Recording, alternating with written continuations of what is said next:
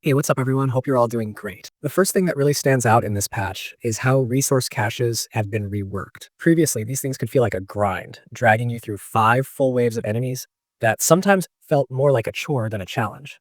Well, the devs clearly heard the complaints because now the number of waves has been reduced from 5 to 3. That alone cuts down the time investment by almost half, which is a massive quality of life change.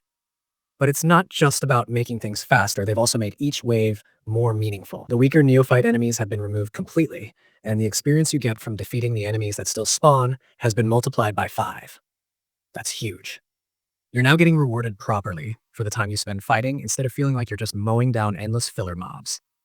On top of that, after each wave, your resource cache actually restores 20% of its health, giving you a little breathing room to recover between waves and making the entire encounter feel smoother and more tactical instead of just chaotic.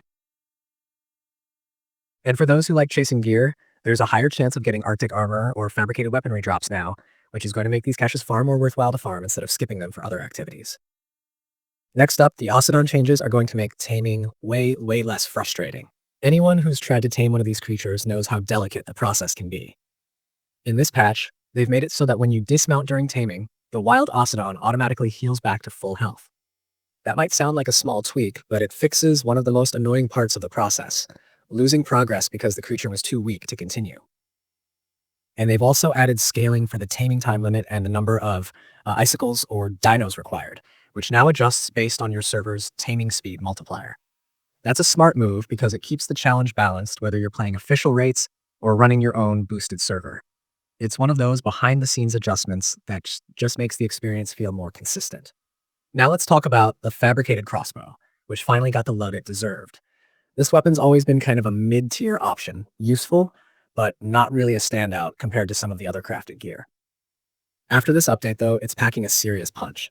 Sniper mode damage has been increased by 33%, which makes it much more competitive at range, and its base durability has been bumped up by 50%. That means fewer repairs, more reliability, and an actual reason to keep it in your regular rotation.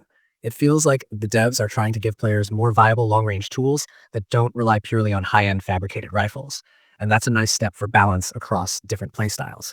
There's also a small but welcome tweak to the Holo-Decoy, which now costs less to craft. The total resource requirement has been reduced by about 30%, and gunpowder has been completely removed from the recipe. That's one less resource to grind for, and it makes decoys a lot more accessible when you're setting up defenses or running distraction strategies in tougher zones. It might not sound flashy, but it's the kind of subtle economy change that can make base management smoother. Aside from the balance tuning, the update also brings in a wave of fixes that clean up several lingering issues. There's a fix for the disappearing inventory problem that some players were running into after teleporting with a thrall, which was one of those painful bugs that could completely ruin your session. The Lost Colony map received a bunch of polish too. Better spawns, collision fixes, and general improvements that should make exploration more stable and less glitchy.